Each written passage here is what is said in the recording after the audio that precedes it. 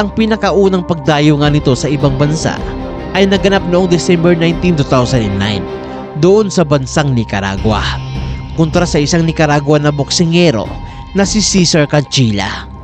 Pinaglabanan ng dalawa ang bakanting WBO Interim Light Flyweight World Title. Bagamat ito ang kanyang unang laban sa labas ng Pilipinas, ay wala itong kaba kontra sa dating world champion na kalaban. At sa halip ay makailang beses pa niya itong pinatumba hanggang sa tinapos na nito ang laban. Tiene ese problema Cancilla. En el 11º asalto. Tiene ese problema, se confía demasiado. Ahí está, metiendo la derecha.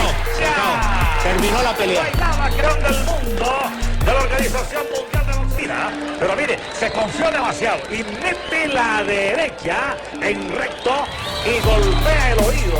Es un golpe fulminante. Cerca al oído, peligrosísimo. Usted que sabe cómo se golpea, mi querido